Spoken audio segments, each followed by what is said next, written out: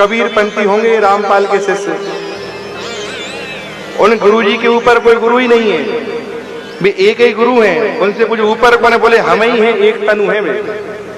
बोले सृष्टि जब से आरंभ हुई तब से हम ही हैं। तो भैया बड़ा विडंबना है, तो इसलिए बच के चलो। इसलिए हम आपको लक्षण बता रहे हैं कि पहले माथे पे तिलक देख लेना और उनसे पूछ लेना, महाराज जी आपके गुरु कौन हैं? तो वो हैं। उनके कौन हैं? तो वो हैं। जब आपको ऊपर 4-5 गुरु के नाम मिल जाए ना, तब सोचना कि हाँ सही बात है, ये अपने धर्म के गुरु हैं, तो उनके चरणों में लेट जाना, समझ लेना यही सच्चे गुरु हैं। तो इन महाशय को बता दें, इस विषय में संत शिरोमणि कबीर जी ने कहा है, कंठी माला सुमरनी पहरे से क्या हुए, ऊपर ढूंढा साध का अंतर राख। कोई मौन रखता है, कोई शरीर के ऊपर भस्म लगाते हैं, कुछ सिर के ऊपर लंबे लंबे बाल रखते हैं, मस्तिष्क के ऊपर तिलक लगाते हैं, कोई गले में माला डालते हैं, कोई वस्त्रों को लाल रंग से रंग कर साधु बन जाते हैं। जनता उनको पूर्ण संत मानने लगती है, उनकी पूजा करने लगती है, लेकिन उनके पास कोरा अज्ञान होता है।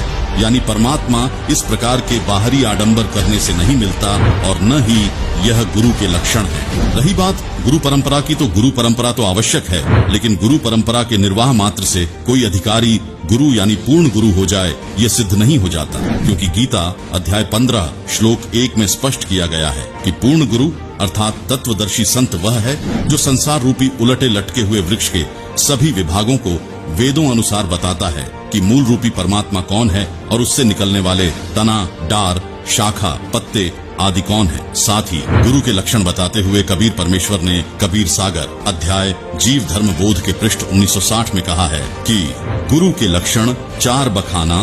प्रथम वेद शास्त्र का ज्ञाता, दूजे हरि भक्ति मन कर्म बाणी, तीसरे समदृष्टि कर जानी, चौथे वेद विधि सब कर्मा, यह 4 गुरु गुण जानो मर्मा। अर्थात पूर्ण गुरु वह है जो वेदों तथा अन्य सभी ग्रंथों का पूर्ण ज्ञानी हो। वह वेदों के अनुसार परमात्मा की भक्ति मन कर्म वचन से स्वयं करता है और करवाता है तथा उसकी करनी और कथनी में कोई अंतर नहीं होता। वह सर्व अनुयायियों को समान दृष्टि से देखता है, ऊंच नीच का भेद नहीं करता।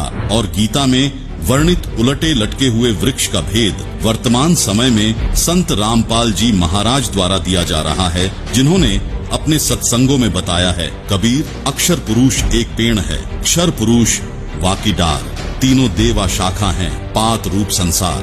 कबीर हम ही अलख अल्लाह हैं, मूल रूप करतार, अनंत कोटि ब्रह्मांड का मैं ही सिरजनहार। अर्थात कबीर जी ने कहा है कि इस संसार रूपी वृक्ष की मूल यानी जड़ रूप करतार मैं हूँ। गीता अध्याय 15 श्लोक 17, गीता अध्याय 8 श्लोक 9 में जो उत्तम पुरुष परमात्मा कहा है, जो तीनों लोकों में प्रवेश करके सबका धारण पोषण करने वाला अविनाशी परमेश्वर कहा है, वह मैं कबीर हूँ।